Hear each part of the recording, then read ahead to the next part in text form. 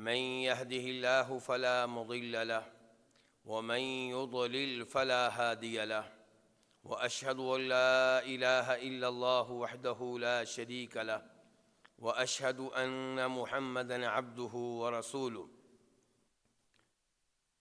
يا أيها الذين آمنوا اتقوا الله حق تقاته ولا تموتن إلا وأنتم مسلمون يا أيها الناس اتقوا ربكم الذي خلقكم من نفس واحدة وخلق منها زوجها وبث منهما رجالا كثيرا ونساء واتقوا الله الذي تساءلون به والأرحام إن الله كان عليكم رقيبا يا أيها الذين آمنوا اتقوا الله وقولوا قولا سديدا يصلح لكم أعمالكم ويغفر لكم ذنوبكم ومن يطع الله ورسوله فقد فاز فوزا عظيما أما بعد فإن خير الحديث كتاب الله وخير الهدي هدي محمد صلى الله عليه وسلم وشر الأمور محدثاتها وكل محدثة بدعة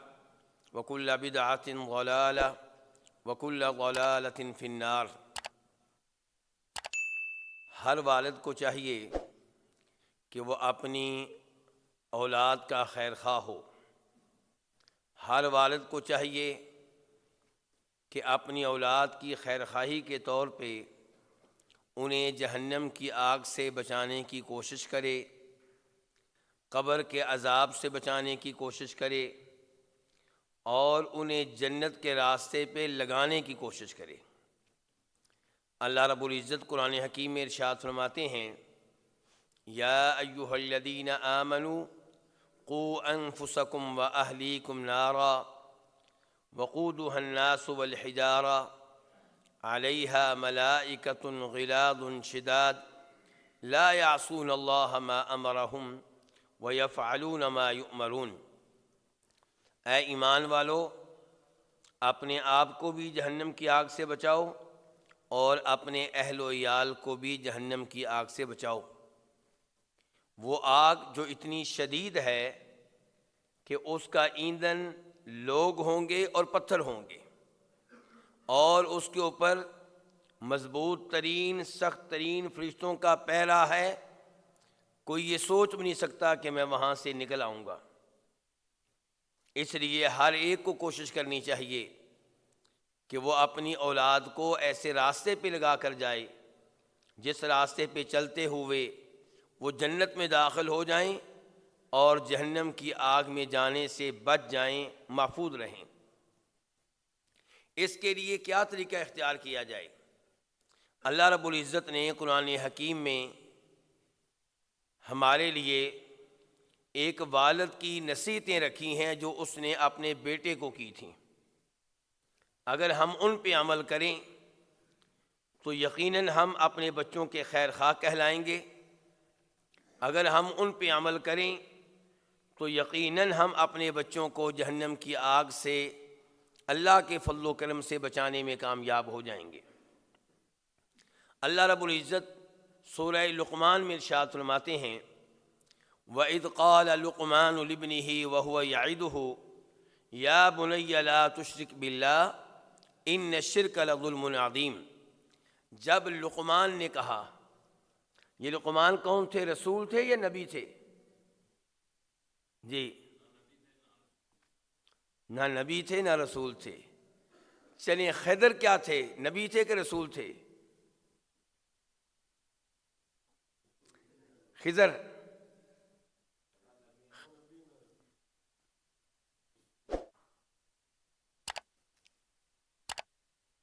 جہاں تک تعلق ہے جناب خضر کا، خضر بھی آپ کہہ سکتے ہیں، کوئی مسئلہ نہیں ہے، خضر خضر، تو وہ صحیح بات یہ ہے کہ وہ اللہ کے نبی تھے۔ موسیٰ علیہ السلام کو اللہ تعالیٰ نے غیر نبی کی طرف نہیں بھیجا۔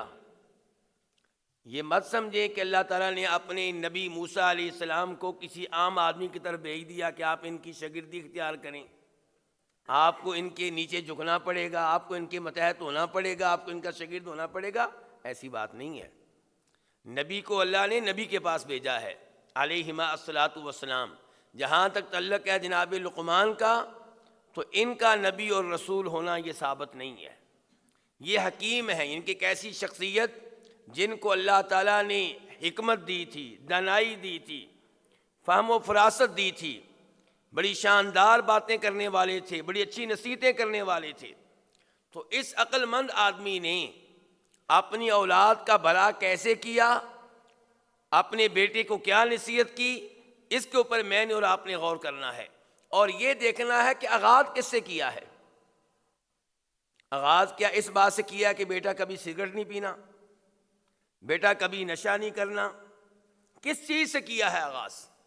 اللہ تعالیٰ کہتے ہیں کہ لقمان نے اپنے بیٹے سے کہا، اپنے بیٹے کو نصیحت کرتے ہوئے، اس کی خیرخواہی کرتے ہوئے، یا بنی لا تشرک باللہ، میرے پیارے بیٹے اللہ تعالیٰ کے ساتھ شریک نہ کرنا، لا تشرک باللہ، اللہ تعالیٰ کے ساتھ شریک نہ کرنا۔ کس کو؟ یہ ذرا مجھے آپ کی مدد چاہیے ہوتی ہے، ذرا میری تھوڑی مدد کر دیا کریں۔ اللہ نے تذکرہ نہیں کیا یہاں پہ کہ کس کو۔ لقمان نے اپنے بیٹے کو یہ نہیں بتایا کس کو شریک نہیں کرنا، کیونکہ مقصد یہ ہے کہ کسی کو بھی شریک نہیں کرنا، چاہے وہ کوئی نبی ہو، چاہے کوئی ولی ہو، فرشتہ ہو، جن ہو۔ یا بنی لا تشرک باللہ، اللہ تعالیٰ کے ساتھ کسی کو بھی شریک نہیں کرنا۔ ان الشرک لظلم عظیم، کیونکہ شرک جو ہے یہ ظلم عظیم ہے، اس سے بڑا کوئی ظلم نہیں ہے کہ آپ کو رزق وہ دے، خالق آپ کا وہ ہو، مالک آپ کا وہ ہو، آپ کو اولاد دینے والا وہ ہو، گھر دینے والا وہ ہو، عزت دینے والا وہ، بینائی دینے والا وہ، کانوں کی سماعت دینے والا وہ، ہاتھ دینے والا وہ، پاؤں دینے والا وہ، اور سجدہ کرنے کی باری آئے تو آپ اس کے ساتھ اس کو شریک بنا دیں جو آپ کی طرح کی مخلوق ہے، جو آپ کی طرح کا محتاج ہے۔ اس سے بڑا ظلم کیا ہوگا؟ اچھا، یہاں تک جو گفتگو ہوئی ہے، اس گفتگو میں ہر کوئی ہمارا ساتھ دے گا، کہے گا واقعی شرک نہیں ہونا چاہیے، اور یہاں تک اگر آپ تبلیغ کریں گے تو آپ کو پتھر بھی کوئی نہیں مارے گا، آپ کے اوپر اعتراض بھی کوئی نہیں کرے گا، وہ کہے گا بڑی پیاری آپ باتیں کر رہے ہیں، اور آپ وہ گفتگو کرتے ہیں جس میں کسی کا دل نہیں جلتا، آپ ماشاءاللہ ایسی گفتگو کر رہے ہیں جس میں فرقہ واریت کی بدبو نہیں آتی۔ فرقہ واریت کی بدبو کب آئے گی؟ جب آپ یہ بتائیں گے کہ شرک ہے کیا، جب آپ کہیں گے کہ قبر والے سے دعا کرنا یہ شرک ہے، یہ کام غلط ہے، جب آپ کہیں گے کہ یا اللہ مدد کا نعرہ تو ٹھیک ہے لیکن یا رسول اللہ مدد کا نعرہ غلط ہے، شرکیہ نعرہ ہے، جب آپ کہیں گے یا علی مدد کا نعرہ شرکیہ ہے، کیونکہ اللہ تعالیٰ کے ساتھ دعا میں کسی اور کو شریک کرنا جائز نہیں ہے۔ مانگنا، درخواست کرنا قبر والے سے یہ ایک عبادت ہے، اور آپ اس عبادت میں قبر والے کو اللہ کا شریک بنا رہے ہیں۔ اللہ تعالیٰ کو شراکت پسند نہیں ہے، اعلیٰ سے اعلیٰ نبی کی شراکت پسند نہیں ہے، مقرب سے مقرب رسول کی شراکت اللہ کو پسند نہیں ہے۔ اللہ بلا شرکت غیرے ہے۔ جیسے آپ یہ پسند نہیں کرتے کہ میری بیوی میں میرا بھائی شریک ہو، میری بیوی میں میرا کوئی رشتہ دار شریک ہو، اللہ رب العزت کی مثال تو بہت اعلیٰ ہے۔ تو یا بنی لا تشرک باللہ، اللہ تعالیٰ کے ساتھ کسی کو شریک نہیں کرنا۔ اس کا کیا مطلب ہے؟ اس کا مطلب یہ ہے کہ جانور جب بھی ذبح کیا جائے گا اللہ رب العزت کے نام پہ ذبح کیا جائے گا، فَصَلِّ لِرَبِّكَ وَانْحَرْ، نماز پڑھیں اپنے رب کے لیے، جانور ذبح کریں اپنے رب کے لیے۔ اس کا مطلب یہ ہے کہ انما حرمت علیکم المیتہ والدم ولحم الخنزیر وما اہل بہ لغیر اللہ، کہ تمہارے اوپر وہ جانور حرام ہے جو شرعی طریقے سے ذبح کیے بغیر خود ہی فوت ہو جائے، اور خون پینا حرام ہے، خنزیر کا گوشت حرام ہے، اور ہر وہ جانور حرام ہے جس پہ غیر اللہ کا نام لیا جائے۔ جس جانور کو عیسیٰ علیہ السلام کے نام پہ ذبح کیا گیا اسے کھانا جائز نہیں ہے، وہ حرام ہے۔ جس جانور کو نبی علیہ السلام کے نام پہ ذبح کیا گیا حرام ہے، شیخ عبد القادر جیلانی رحمہ اللہ کے نام پہ ذبح کیا گیا حرام ہے۔ ذبح کرنا ایک عبادت ہے، اس عبادت میں اللہ تعالیٰ کے ساتھ کسی اور کو شریک کرنا جائز نہیں ہے۔ امام مسلم رحمہ اللہ روایت کرتے ہیں، امیر المؤمنین خلیفہ راشد ہم سب کے محبوب جناب علی رضی اللہ عنہ سے سوال کیا گیا۔ سوال کرنے والا کہتا ہے، کیا کوئی ایسی تعلیمات بھی ہیں جو اللہ کے نبی علیہ السلام نے اوروں کو نہ دی ہوں، صرف آپ کو دی ہوں، باقی لوگوں سے چھپائی ہوں؟ کیونکہ آپ آل بیت میں سے ہیں، اللہ کے نبی کے خاص آدمی ہیں صلی اللہ علیہ وسلم۔ جناب علی اس سوال پہ ناراض ہو جایا کرتے تھے اور کہا کرتے تھے، کوئی ایسی چیز نہیں ہے جو اللہ کے نبی علیہ السلام نے ہمیں دی ہو، مجھے دی ہو اور باقی امت سے چھپائی ہو۔ پھر کہنے لگے، البتہ چند احادیث ہیں جو میرے صحیفے میں لکھی ہوئی ہیں اور وہ صحیفہ میری تلوار کی نیام میں موجود ہے۔ لوگوں نے کہا وہ کون سی احادیث ہیں؟ تو ان احادیث میں سے ایک حدیث یہ تھی میرے بھائیوں کہ فرمایا نبی علیہ السلام نے، لعن اللہ من ذبح لغیر اللہ، اللہ تعالیٰ کی اس کے اوپر لعنت ہو جو اللہ کے علاوہ کسی اور کے نام پہ جانور ذبح کرے۔ کتنا بڑا یہ جرم ہے۔ اللہ تعالیٰ کو یہ پسند نہیں ہے کہ آپ کا مالک بھی اللہ، آپ کا خالق بھی اللہ، جانور کا مالک اور خالق بھی اللہ، جانور آپ کو دینے والا اللہ، اور ذبح کرنے کی باری آئے تو آپ شیخ عبدالقادر جیلانی رحمہ اللہ کے نام لے رہے ہوں یا جانور کو پہلے سے ہی ان کے نام پہ مشہور کر چکے ہوں کہ یہ میں نے ان کے لیے وقف کر دیا ہے۔ نہیں، اس کی اجازت نہیں ہے۔ تو اللہ کی لعنت ہے اس کے اوپر جو کوئی بھی جانور اللہ کے علاوہ کسی اور کے نام پہ ذبح کرے۔ اور اسی حدیث میں یہ بھی ہے کہ اللہ کی لعنت ہے اس کے اوپر من آوا محدثا، جو کسی مجرم کو پناہ دے۔ بندے نے بندہ قتل کیا اور آپ نے قاتل کو گھر میں چھپا لیا پولیس سے بچانے کے لیے، ایسے شخص پہ اللہ کی لعنت ہے جو اس قسم کے مجرم کو اپنے گھر میں چھپائے اور جگہ دے۔ اور دوسرا مفہوم اس جملے کا یہ ہے کہ اللہ کی لعنت ہے اس پہ جو کسی بدعتی شخص کو اپنے گھر میں پناہ دے۔ اسی حدیث میں یہ بھی ہے، اللہ کی لعنت اس آدمی کے اوپر جو اپنے والدین پہ لعنت بھیجے، ان کو برا بلا کہے۔ لوگوں نے کہا، اللہ کے رسول علیہ السلام اپنے والد پہ لعنت کون کرے گا؟ فرمایا، جب تم کسی کے والد پہ لعن تان کرو، اس کو برا بلا کہو، جواباً وہ تمہارے والد کو کہے گا تو سبب تو تم بنے نا۔ تو اس لیے ایسے آدمی کو پر اللہ کی لعنت جس نے کسی کے والد کو برا بلا کہا، جواباً اس کے والد کو برا بلا کہا گیا۔ اور چوتھے نمبر پہ فرمایا، اللہ کی لعنت اس پہ جو زمین کی باؤنڈری کو تبدیل کرے۔ ایک زمین دوسرے آدمی کی زمین، درمیان میں باؤنڈری ہے، اس کو جو تبدیل کرے، اس میں ہیرا پھیری کرے، گڑبڑ کرے، اس پہ بھی اللہ کی لعنت۔ تو بتانا یہ چاہتا ہوں کہ یہ چیزیں شرک ہیں۔ اللہ تعالیٰ کے ساتھ ساتھ کسی اور کو بھی عالم الغیب جاننا، یہ کیا ہے؟ یہ شرک ہے۔ قل لا يعلم من في السماوات والارض الغیب الا اللہ، اللہ کے سوا کوئی عالم الغیب نہیں ہے۔ تو یہ تمام شرکیہ امور جو ہیں ان سے دور رہنا ہوگا۔ یہ پہلی نصیحت ہے جناب لقمان کی اپنے بیٹے کے نام، یا بنی لا تشرک باللہ ان الشرک لظلم عظیم۔ یہاں سے سبق کیا ملا کہ ہر والد سب سے پہلے اپنے بیٹے کے عقیدے کی فکر کرے، اس کے ایمان کی فکر کرے، اس کی توحید کی حفاظت کا بندوبست کرے۔ سائنس کا یہ ماسٹر بنے نہ بنے، ڈاکٹر یہ بنے نہ بنے، انجینئر بنے نہ بنے، اچھا مسلمان بنے، درست عقیدہ اس کے پاس ہو، اس کے عقیدے میں گڑبڑ نہیں ہونی چاہیے۔ یہ ایک والد کی اپنے بیٹے کے لیے پہلی خیر خواہی ہے۔ جناب لقمان اس کے بعد کہتے ہیں، یا بنیا انہا ان تکو مثقال حبۃ من خردل فتکن فی صخرۃ او فی السماوات او فی الارض یأتی بها اللہ ان اللہ لطیف خبیر۔ اپنی اولاد کو کس سے ڈرائیں؟ آج کل کی عورتیں بچے کو کس سے ڈراتی ہیں؟ بلے سے۔ لقمان اپنے بیٹے کو کس سے ڈرا رہے ہیں؟ کس کا خوف بیٹے کے دل میں بٹھا رہے ہیں؟ بیٹے کو کس کا تعارف کرا رہے ہیں؟ اللہ تعالیٰ کی پہچان، اللہ تعالیٰ کا تعارف۔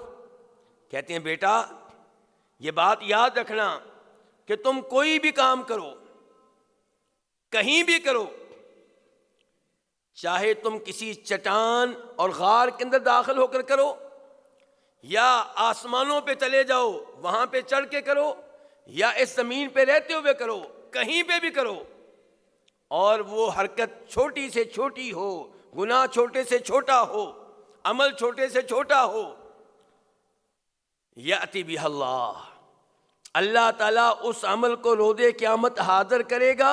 جب حساب کتاب ہوگا وہ عمل موجود ہوگا، چھپ نہیں سکے گا۔ ان اللہ لا یخفی علیہ شیء فی الارض ولا فی السماء، اللہ تعالیٰ سے کسی بھی عمل کو چھپانا، کسی بھی بات کو چھپانا یہ ممکن نہیں ہے۔ اس آیت میں جناب لقمان اپنے بیٹے کو اللہ تعالیٰ کے علم کے بارے میں آگاہ کر رہے ہیں، اللہ تعالیٰ کی قدرت کے بارے میں آگاہ کر رہے ہیں کہ اللہ تعالیٰ کے علم کی یہ صورتحال ہے۔ کسی چٹان کے اندھیرے میں آپ کوئی عمل کریں، اللہ تعالیٰ اس کو دیکھ رہا ہے، وہ اللہ کے علم میں ہے، اور اللہ تعالیٰ اس کو حاضر بھی کرے گا۔ یأتی بہ اللہ، نیکی کریں گے وہ بھی موجود ہوگی، گناہ کریں گے وہ بھی موجود ہوگا۔ اس میں ترغیب ہے گناہوں سے بچنے کی، اور اس میں ترغیب ہے گناہوں سے بچنے کی، اور ساتھ ساتھ یہ بھی ترغیب ہے کہ آپ نیکیاں کریں، کوئی تصویر کھینچے نہ کھینچے، پبلک کے علم میں وہ نیکی آئے نہ آئے، اللہ تعالیٰ کے علم میں ہے، آپ کی کوئی نیکی ضائع نہیں جائے گی۔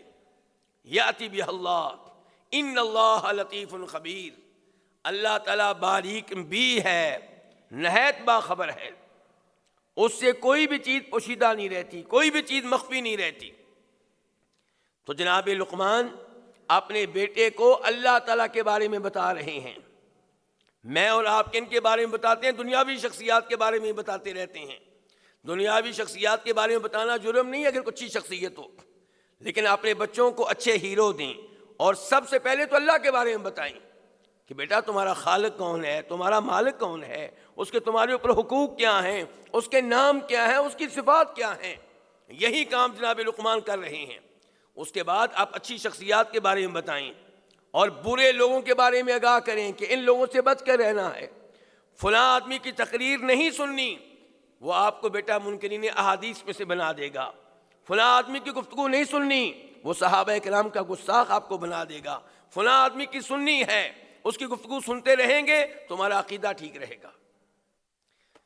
تیسرے نمبر پہ جناب لقمان پہلے عقیدے کے بارے میں بتایا، اللہ تعالیٰ کی ذات کا تعارف پیش کیا، اب احکام، فرائض، واجبات، ذمہ داریاں۔ کہتے ہیں یا بنی اقم الصلاۃ وامر بالمعروف وانہ عن المنکر واصبر علی ما اصابک ان ذلک من عزم الامور۔ بیٹا نماز قائم کرتے رہنا۔ عقیدے کے بعد کس کا نمبر ہے؟ نماز کا۔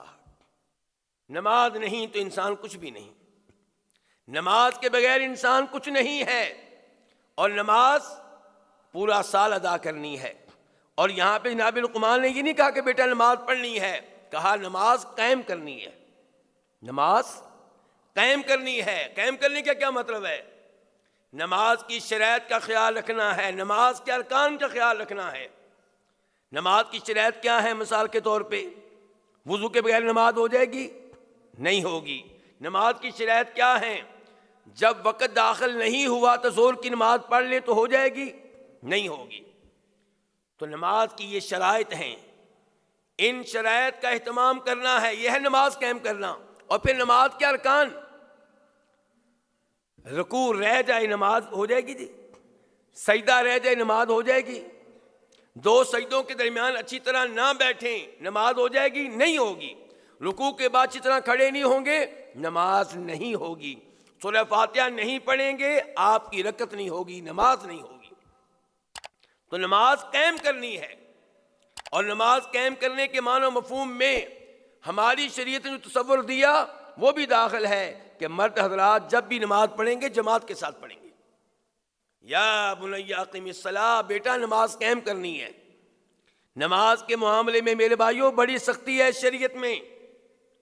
امام ترمذی رحمہ اللہ روایت کرتے ہیں کہ صحابہ کرام کسی بھی فریضے کے تارک کو کافر نہیں سمجھتے تھے۔ اگر کسی پہ حج فرض ہو چکا ہے نہیں کر رہا، اس کو مجرم سمجھاتے لیکن کافر نہیں کہتے تھے۔ رمضان کے روزے اگر کوئی نہ رکھے، صحابہ کرام کے نزدیک مجرم ہے لیکن کافر اس کو نہیں سمجھتے تھے۔ لیکن نماز کے تارک کو صحابہ کرام کافر سمجھتے تھے۔ نماز کا معاملہ اتنا شدید ہے۔ امام احمد بن حنبل رحمہ اللہ کے نام تو آپ نے سنا ہوگا، کیوں جی سنا ہے؟ کیوں بیٹا سنا ہوا ہے نا؟ کون بلا؟ احمد بن حنبل۔ آپ لوگوں کو نیند آ رہی لگتا ہے، درس روکنا دے، تھوڑا وقفہ کر لیں 10 منٹ کا۔ امام احمد بن حنبل رحمہ اللہ، ان کے نزدیک جو نماز بالکل نہیں پڑھتا اس کا کیا حکم ہے؟ کہتے ہیں کہ اس کو قاضی صاحب بلائیں گے۔ پاکستان میں کون سے قاضی صاحب بلائیں گے جو خود بھی نماز، تو اس کو یعنی کہ مسلمان عدالت کا قاضی بلائے گا، جج بلائے گا اور اس کو سمجھائے گا نماز پڑھنے کے بارے میں، مان جائے وعدہ کر لے تو چھوڑ دیں، ورنہ اس کو قتل کیا جائے گا۔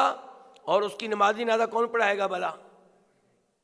اس کی نماز نادہ نہیں پڑھی جائے گی، کیونکہ امام احمد بن حنبل کے نزدیک وہ کافر ہے۔ مسلمانوں کے قبرستان میں دفن نہیں ہوگا کیونکہ کافر ہے۔ اس کے بچے نماز پڑھنے والے اس کے وارث نہیں بنیں گے کیونکہ بچے مسلمان ہیں، باپ کافر ہے۔ اور امام مالک، امام شافعی کہتے ہیں کہ ہمارے نزدیک وہ کافر تو نہیں ہے، لیکن جج اس کو بلائے گا، نصیحت کرے گا، نماز پڑھنے کا وعدہ کر لے تو ٹھیک، ورنہ اس کو قتل کر دیا جائے گا، زندہ نہیں رہے گا، ان کے نزدیک بھی زندہ نہیں رہ سکتا۔ آپ کے ماحول میں تو ماشاءاللہ بے نماز بڑی عزت کے ساتھ پھر رہی ہیں، بلکہ آپ کے لیڈر بھی ہیں، کچھ سیاستدان ہے، آپ کا ہیرو ہے، آپ سیلفیاں لیتے ہیں، آٹوگراف لینا اعزاز سمجھتے ہیں، گھر میں آ جائے تو بڑے خوش ہوتے ہیں آپ ماشاءاللہ۔ لیکن یہاں پہ کیا کہا جا رہا ہے؟ امام مالک، امام شافعی کیا کہہ رہے ہیں؟ اس کو قتل کرو۔ ہاں جنازہ اس کا کوئی عام سا آدمی پڑھا دے، معزز آدمی اس کی نماز جنازہ نہ پڑھائے، مسلمانوں کے قبرستان میں بھی دفن کر دو، لیکن ان کے نزدیک بھی بے نماز آدمی زندہ نہیں رہ سکتا۔ آئیے امام ابو حنیفہ رحمہ اللہ سے پوچھتے ہیں آپ کیا کہتے ہیں؟ وہ کہتے ہیں میرا فتویٰ کچھ ہلکا ہے، لیکن ہلکا ہونے کے باوجود کتنا سخت ہے؟ کہتے ہیں کہ اس کو گرفتار کرو، اس کو جیل میں ڈالو، اگر نماز پڑھنے کا وعدہ کرے تو جیل سے چھوڑا جائے، ورنہ جیل میں ہی مر جائے، ادھر ہی سڑ جائے۔ اچھا، ان 4 اماموں میں سے کس امام کے نزدیک بے نماز عزت سے معاشرے میں رہ سکتا ہے، کاروبار کر سکتا ہے، سڑکوں پہ چل سکتا ہے؟ کوئی ہے امام؟ 4 میں سے کوئی امام ایسا نہیں ہے جس کے نزدیک بے نماز آدمی عزت کے ساتھ ہمارے معاشرے میں رہ سکتا ہو۔ لیکن آج بے نماز ہمارے ہیرو ہیں۔ تو یا بنی اقیم الصلاۃ، بیٹا نماز قائم کرنا۔ نماز وہ عبادت ہے جو معراج کے موقع پہ اللہ نے فرض کی تھی، یہ معراج کا تحفہ ہے۔ وَأْمُرْ بِالْمَعْرُوفِ وَانْهَ عَنِ الْمُنْکَرِ، بیٹا اپنا عقیدہ ٹھیک ہو، نماز پڑھتے رہو، یہ کافی نہیں ہے، یہ کافی۔ لو جی بیٹے کو ایک اور مصیبت میں ڈالنے لگے ہیں، جی ابا جی وہ کیا ہے؟ کیا کروں پھر یہ کافی نہیں ہے؟ تو کہا بیٹا یہ درست عقیدہ لوگوں کو بتانا ہے، غلط عقیدے سے لوگوں کو روکنا ہے، نماز خود بھی پڑھنی ہے، لوگوں سے بھی نماز پڑھنے کا مطالبہ کرنا ہے، ہر نیکی کا حکم دینا ہے، اور سب سے بڑی نیکی کیا ہے؟ توحید کا حکم دینا ہے، نماز پڑھنے کا حکم دینا ہے، دیگر نیکیوں کا حکم دینا ہے، اور ہر برائی سے منع کرنا ہے۔ سب سے بڑی برائی کیا ہے؟ شرک، تو شرک سے روکنا ہے، شراب پینے سے منع کرنا ہے، سود لینے سے منع کرنا ہے، لوگوں کے اوپر ظلم کرنے سے منع کرنا ہے، بہنوں کی وراثت کھانے سے روکنا ہے، اور یتیموں کے مال پہ قبضہ کرنے سے منع کرنا ہے، جادو سے منع کرنا ہے، کبیرہ گناہوں سے منع کرنا ہے، جھوٹی گواہی دینے سے منع کرنا ہے۔ جب آپ لوگوں کو نیکی کا حکم دیں گے، برائی سے منع کریں گے، وہ کب تک خاموش رہیں گے؟ تنگ آ جائیں گے، پھر آپ کو برا بھلا کہیں گے، آپ پہ اعتراضات کریں گے، ہو سکتا ہے آپ سے لڑنے کے لیے تیار ہو جائیں، ہو سکتا ہے کوئی آپ کے اوپر پتھر پھینکے، ہو سکتا ہے کوئی آپ کے بچوں کو پریشان کرے۔ فرمایا وَاصْبِرْ عَلَىٰ مَا أَصَابَكَ، بیٹا اب جو بھی مصیبتیں آئیں صبر کرنا ہے۔ یہ ممکن نہیں ہے کہ آپ صحیح معنوں میں عقیدہ بتائیں اور لوگ آپ کو تنگ نہ کریں۔ مسجد نبوی میں درس دیتے ہوئے کئی دفعہ ایسا ہوا، درس کے بعد آپ جیسی معزز شخصیات آتی، آپ تقریر بڑی اچھی کرتے ہیں، لیکن یہ انٹرنیشنل مسجد ہے، یہاں فرقہ واریت کی باتیں اچھی نہیں لگتیں، اختلافی مسائل نہ بیان کیا کریں۔ ان کا خیال تھا کہ یہ شاید مولانا طارق جمیل صاحب کی طرح اخلاق کی باتیں کرتے رہیں، سچ بولنا چاہیے، جھوٹ نہیں بولنا چاہیے، اور صاف صاف شرک سے منع نہ کریں، بدعات سے منع نہ کریں۔ یہ نہیں ممکن، یہ نہیں ممکن۔ اللہ کے فضل و کرم سے اللہ قبول کر لے اور پردہ ڈالے رکھے، اچھی طرح بیان کرتے رہے، بدعات کے خلاف بولتے رہے، شرک کی قباحت بیان کرتے رہے، شرک کی واضح مثالیں دیتے رہے۔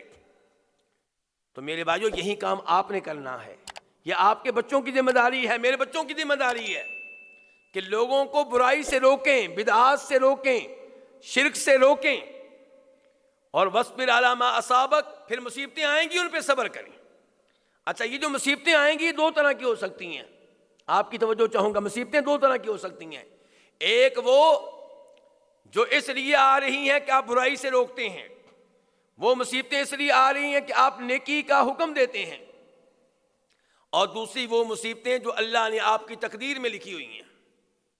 کبھی آپ کے بیٹے فوت ہو گئے، کبھی آپ کا گھر آپ کے پاس نہ رہا، کبھی آپ کی شاپ میں آگ لگ گئی، کبھی آپ کی بینائی اچانک چلی گئی، کبھی پتہ چلا آپ کینسر کے مرض میں مبتلا ہو چکے ہیں، کبھی پتہ چلا کہ آپ شوگر کے مریض بن چکے ہیں۔ یہ دنیا آزمائش گاہ ہے۔ وَلَنَبْلُوَنَّكُمْ بِشَيْءٍ مِّنَ الْخَوْفِ وَالْجُوعِ وَنَقْصٍ مِّنَ الْأَمْوَالِ وَالْأَنفُسِ وَالثَّمَرَاتِ، اللہ نے پہلے بتا دیا میں امتحان لیتا رہوں گا، مصائب میں مبتلا کرتا رہوں گا، وَبَشِّرِ الصَّابِرِينَ، تمہارا کام ہے صبر کرنا، اور جو صبر کریں گے مصیبتیں آنے پہ کہیں اِنَّا لِلَّهِ وَإِنَّا إِلَيْهِ رَاجِعُونَ۔ یہاں پہ تو کسی کا مسجد سے جوتا چوری ہو جائے تو صبر نہیں کرتا، گالیوں کی بارش، جوتا گالیاں دینے سے تو نہیں واپس ملے گا، اب کیا کریں؟ صبر کریں۔ الذین اذا اصابتہم مصیبہ، کوئی بھی مصیبت آئے کیا کہنا چاہیے؟ جوتا بھی چوری ہو جائے کیا کہنا چاہیے؟ انا للہ و انا الیہ راجعون۔ یہ مرنے کے ساتھ خاص نہیں ہے، چھوٹی سے چھوٹی مصیبت آئے یہ پڑھیں انا للہ و انا الیہ راجعون۔ پھر کیا ہوگا؟ اولئک علیہم صلوات من ربہم ورحمہ، جو اس انداز سے صبر کرتے ہیں اللہ تعالیٰ کی طرف سے ان کے اوپر رحمتوں کا نزول ہوتا ہے، اللہ ان کے درجات کو بلند کرتا ہے، اللہ ان کے مقام و مرتبہ کو بلند کرتا ہے۔ وَأُولَئِكَ هُمُ الْمُهْتَدُونَ، اللہ کا اعلان ہے کہ یہ لوگ ہیں ہدایت کے اوپر۔ کسی نوجوان لڑکی کا خامن فوت ہو جائے شادی کے 6 مہینے کے بعد، صبر کرے، ماتم نہیں کرنا، اپنے بال نہیں نوچنے، رخساروں کو نہیں پیٹنا، یہ تربیت کرنی ہے میں نے اور آپ نے اپنی اولاد کی، اپنی بیٹیوں کی، اپنی بہنوں کی، اپنی والدہ کو یہ درس دینا ہے کہ وَاصْبِرْ عَلَىٰ مَا أَصَابَكَ، مصیبتیں آئیں تو ان کے اوپر صبر کرنا ہے۔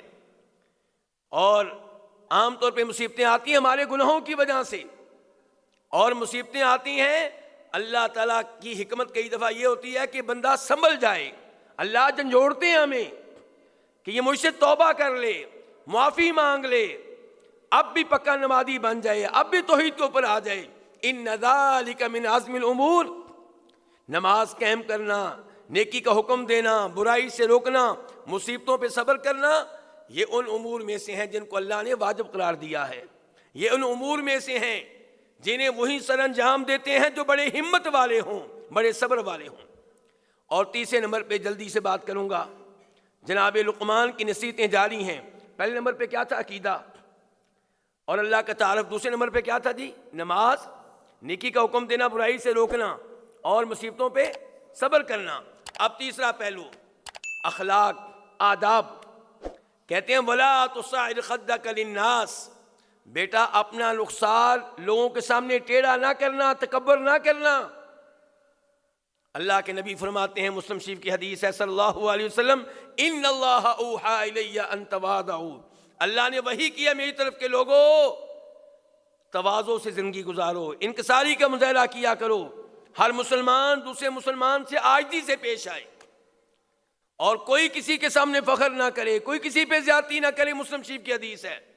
تو یہ بھی کہہ لیں یہاں پہ وَلَا تُصَعِّرْ خَدَّكَ لِلنَّاسِ، بیٹا لوگوں کے سامنے اپنے رخساروں کو ٹیڑھا نہیں کرنا، وَلَا تَمْشِ فِي الْأَرْضِ مَرَحًا، زمین پہ اکڑ کر نہیں چلنا، ان اللہ لا یحب کل مختال فخور، اللہ کسی ایسے شخص سے محبت نہیں کرتا جو تکبر کرنے والا ہو، فخر کرنے والا ہو۔ وقصد فی مشی کا، بیٹا جب چلنا ہے چال میں کیا ہو؟ اعتدال ہو، نہ تکبر والا انداز اور نہ مریضوں والا انداز، مرے ہوئے انداز سے چلنا نہیں، آپ کی چال میں اعتدال ہو۔